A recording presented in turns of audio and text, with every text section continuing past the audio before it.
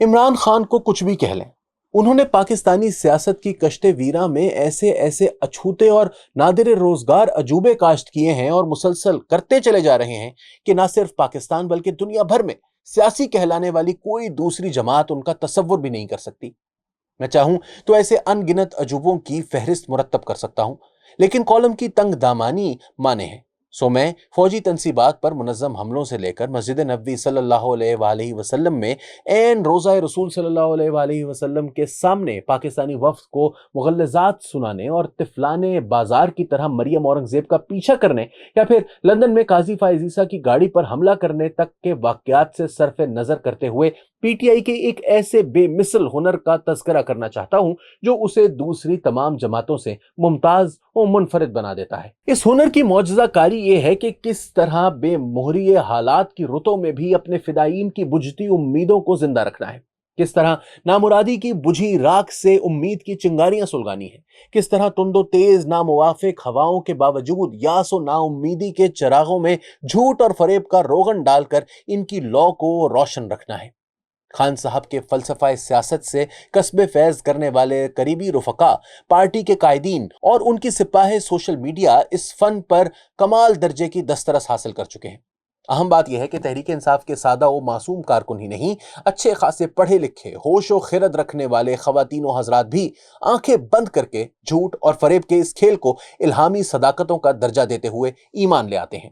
کسی دشت بے اما کی آتشی وحشتوں میں بھٹکتے ہوئے بھی وہ یقین کر لیتے ہیں کہ واقعی ہمارے آس پاس ایک چمنستان کھلا ہے جہاں خوش رنگ پروں والے پرندے نغمہ خواں ہیں اور ترنم ریز آبشاروں کی نغمگی دل میں ہلچل پیدا کر رہی ہے۔ ایسے سبز باغ دکھانا ہر کسی کے بس میں نہیں، اور ایسے پیروکار بھی ہر کسی کے نصیب میں نہیں جو ایسے والہانہ پن کے ساتھ جھوٹ اور فریب کو دل و جان سے قبول کر لیں اور بار بار کر لیں۔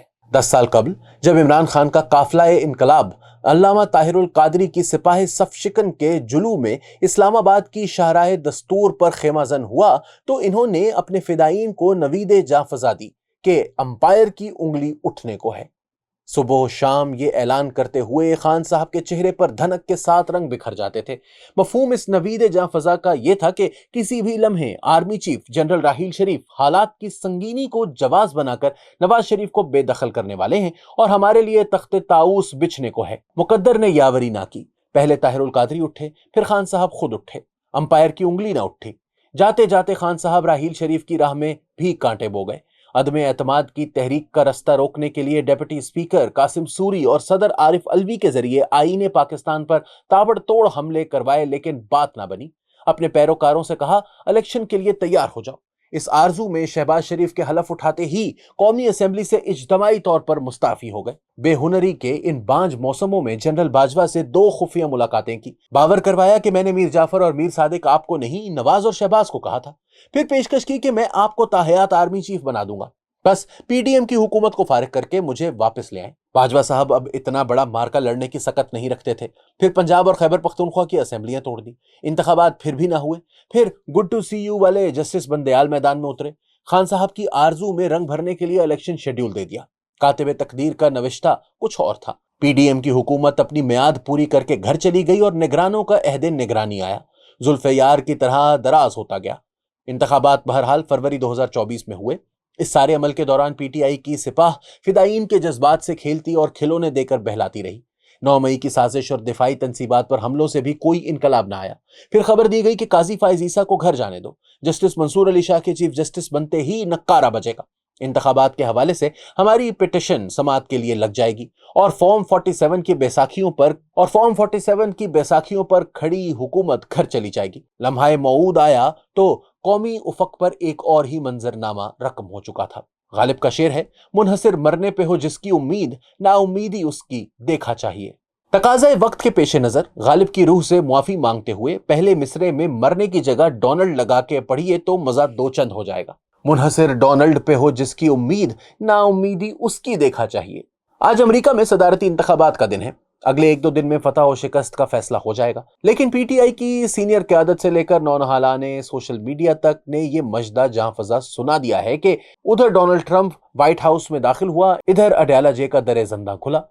ट्रंप हलफ उठाने के बाद अपने दफ्तर में आएगा तो उसका स्टाफ इंतखाबी मंशूर और एजेंडे की नुमाया नुकात पर मुश्तमिल दस्तावेज पेश करेगा। ट्रंप यूक्रेन जंग के खात्मे, तारकीन वतन की बेदखली, टैक्स और ब्यूरोक्रेसी इस्लाहात, इसराइल की मजीद मदद और बैनुल अक़वामी मामलात की सूरत गरी जैसे नुकात पर सरसरी निगाह डालेगा। फिर गुस्से से फाइल फर्श पर फेंकते हुए एडीसी को हुक्म देगा कि इस्लामाबाद बात करवाओ। जॉर्ज डब्ल्यू बुश की तरह पत्थर के जमाने में धकेल देने की धमकी देगा। अमीरुल बहर को हुक्म देगा कि मिसाइल और बम बरसाने वाले 75 जंगी तैयारों से लेस बहरी जहाज जेराल्ड फोर्ड को बहीरा अरब की तरफ रवाना कर दो। ट्रंप के ये इकदामात इस्लामाबाद में जलजला बपा कर देंगे।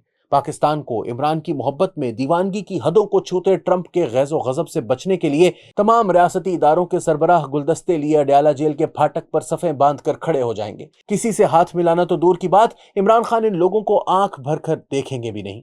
प्रोटोकॉल की गाड़ियां सायरन बजाती फर्राटे भरती सीधी वजीर आजम हाउस आ रुकेंगी, जहां गार्ड ऑफ ऑनर पेश करने वाला दस्ता खुशामदीदी बगल बजाकर इस्तकबाल करेगा। देखिए ये ख्वाब ताबीर पाने में कितना वक्त लेता है। इस दौरान पीटीए की क़यादत इंशाअल्लाह एक नया पुरफरेब ख्वाब तराश लेगी और इन ख्वाबों की आदी हो जाने वाली आंखें मुकद्दस सुरमे की तरह इसे अपने अंदर समेट लेंगी। ऐसा ही एक ख्वाब कोई निस्फ सदी कबल हमारी आंखों में भी बसाया गया था। मशरकी पाकिस्तान हमारे हाथों से निकला जा रहा था और हम मगरबी पाकिस्तान वाले एड़ियां उठा उठाकर 7वें अमरीकी बहरी बेड़े की राह देख रहे थे, जो हमारी मदद के लिए खलीज बंगाल के नीलगू पानियों तक आन पहुंचा था। हमारी आंखें पथरा गईं। ढाका की फसीलों पे लहराता सब्ज हिलाली परचम धज्जियां हो गया, लेकिन 7वें बहरी बीड़े को जाने कौन सा बरमूदा ट्रायंगल निगल गया।